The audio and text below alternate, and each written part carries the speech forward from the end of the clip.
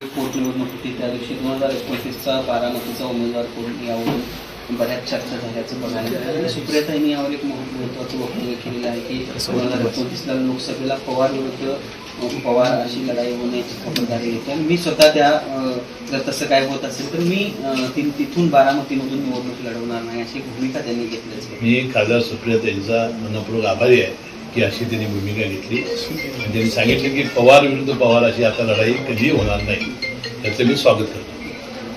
अमोल मिटकरींचं काय, कारण विधान परिषदेवर जिशान सिद्दीकीनं संधी दिल्यानंतर ते काहीशी नाराज असल्याचं बघायला मिळतं. ठीक आहे, बघा विधान परिषदेला या काही प्रत्येक वेळेला 2-2 वेळा टर्म मिळत नाही.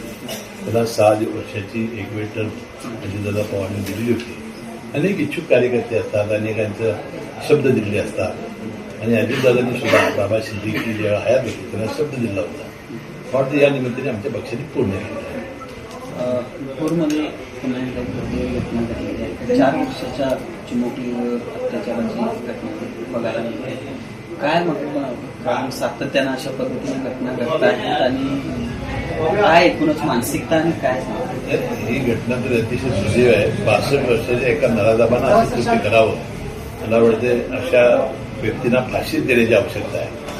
मला वाटते याच्याबद्दल कडक कायदे केले पाहिजेत आणि अशी ही हिंमत होती कशी, हे लोक अशी हिंमत कशी करतात याबद्दल खरोखरच आपल्याला कायद्यामध्ये फार मोठ्या सुधारणा कराव्या लागतील आणि यांना हिंमतच होणार नाही अशा पद्धतीनं धडा शिकवण्याची आवश्यकता आहे. खरं तर कोल्हापुरात कालपासून 1 दिवसाआड पाणी पुरवठा सुरू झाला आहे. प्रचंड विस्कळीत हा पाणी पुरवठा होताना पाहायला मिळतोय. एकीकडे आपल्या जिल्ह्यात मुबलक पाणीसाठा असताना, धरणांमध्ये देखील मुबलक पाणीसाठा असताना, सर्व धरणात असताना देखील अशी परिस्थिती कोल्हापूरवर ओढवली. कसं पाहताय? अलीकडे मी कोल्हापूर महानगरपालिकेच्या अनेक प्रश्नावर मी अद्याप काय बैठका घेतलेल्या नाही. पूर्वी पालकमंत्री होतो त्यावेळी मी बैठका घेत होतो. महायुतीतला एक घटक पक्ष म्हणून राष्ट्रवादी काँग्रेस पक्ष नक्की आहे. मला वाटतं आता जे नवीन आयुक्त आलेले आहेत राजेंद्र भारूड हे अतिशय कर्तव्य तत्पर आहेत. मला वाटते त्यांना थोडा आपण अवधी देऊया. काही दिवसात निश्चितपणानं या महानगरपालिकेच्या सेवा सगळ्या सुरळीत होतील याची ती काळजी घेतली.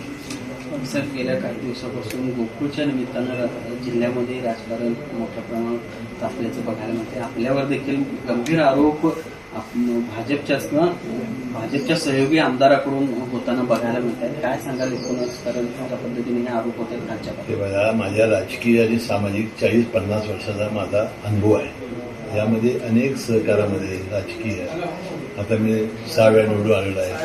30 वर्ष राज्याच्या 25 वर्ष मंत्री राहिलेला आहे. त्यामुळे सगळ्या कोल्हापूर जिल्ह्यातल्या नव्हे तमाम राज्यातल्या कार्यकर्त्यांना माहिती आहे की असे काय व्यक्ती आहे. त्यामुळे असं कोण काय बोलतंय त्याच्याबद्दल आपण लक्ष द्यायला नको. गोकुळबद्दल मी तुम्हाला एकच आणि शेवटच सांगतो, गोकुळचा ज्या दिवशी निवडणुकीचा निकाल लागेल त्या दिवशी गुलाल लावून हसन मुश्रीफ सविस्तर प्रतिक्रिया देईल. पण हसन मुश्रीफ महायुती गोकुळच्या या सगळ्या प्रक्रियेमध्ये भाजपसोबत नको अशा पद्धतीची त्यांची मुख्यमंत्र्यांकडे आपण ठीक आहे, चांगले आहे. मुख्यमंत्री जो निर्णय देते तो मान्य आहे आणि मी त्यांचा आभारी आहे की मला त्यांनी रिकामं केलं. नाही, पण दुसरं एक बाब म्हणजे सतीश पाटील काल म्हणाले की महायुती किंवा भाजप जर हसन मुश्रीफांना घ्यायला तयार नसतील तर मुश्रीफ साहेब एवढा आग्रह का करतायत? महायुतीचे शिल्पकारच आपण असल्यासारखं ते वागतायत किंवा तशा पद्धतीचं त्यांचं, कारण त्यांचं वक्तव्य असं होतं की गेल्या 6 महिन्यात 12,000 वेळा ते म्हणाले की गोकुळची निवडणूक महायुती म्हणून 12,000 नाही 13,000 वेळा म्हणावं असेल. मी महायुतीचा घटक आहे, महायुतीचा मी मंत्री आहे. त्यामुळे महायुतीसाठी आपण पॅनलमध्ये करणार असं मी म्हणालो होतो. आता बंटी पाटलांचं काय मत आहे मला माहिती नाही, परंतु गोकुळच्या आता मी कुठल्याही प्रश्नाचं उत्तर देणार नाही. निवडणुकीचा ज्यावेळी गोकुळचा निकाल लागेल त्यावेळेला गुलाल लावून तुम्हाला सविस्तर मुलाखत देईल. थँक्यू.